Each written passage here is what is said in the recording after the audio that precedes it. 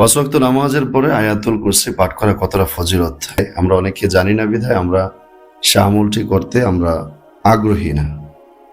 যদি আমরা সে আমলের গুরুত্ব জানতাম তাহলে অবশ্যই আমরা সকলেই সে আমলটি করার চেষ্টা করতাম। রাসূল সাল্লাল্লাহু আলাইহি ওয়াসাল্লাম বলছেন, মান করাআ আয়াতাল কুরসি ফি দুবুরি কুল্লি সালাতিন, যে ব্যক্তি পাঁচ ওয়াক্ত নামাজের পরে, যে ব্যক্তি প্রত্যেক নামাজের পরে আয়াতুল কুরসি পাঠ করবে, আয়াতুল কুরসি পাঠ করে, লাম ইয়ামনাহু মিন দুখুলিল জান্নাতি ইল্লাল মাউত, তাকে জান্নাতে প্রবেশ করতে মৃত্যু ব্যতীত আর কিছুই বাধা দিতে পারে না। সুবহানাল্লাহ। অর্থাৎ সে জান্নাতে যেতে পারে না শুধু মৃত্যুর কারণে, মৃত্যু হবে সে জান্নাতে ঢুকে যাবে যে ব্যক্তি সব সময় প্রত্যেক নামাজের পরে এই আয়াতুল কুরসি পাঠ করে।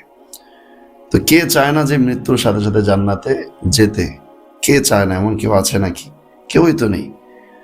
তো এই জন্য পাঁচ ওয়াক্ত নামাজের পর আয়াতুল কুরসি পাঠ করা। রাসূল অন্য হাদিসের ভিতরে বলছেন, যে ঘরে আয়াতুল কুরসি পাঠ করা হয় সেই ঘরে আল্লাহ সুবহানাহু ওয়া তাআলা, সেই ঘরকে আল্লাহ তাআলা নিরাপদ করেন সমস্ত অনিষ্টতা থেকে সেই ঘরকে নিরাপদ করেন। এমনকি আশেপাশে যারা আছে তাদের সকলকে আল্লাহ তাআলা নিরাপদ করেন, নিরাপদ রাখেন। এই জন্য আমরা আয়াতুল কুরসি আমলটা প্রতিনিয়ত আমরা করার চেষ্টা করব।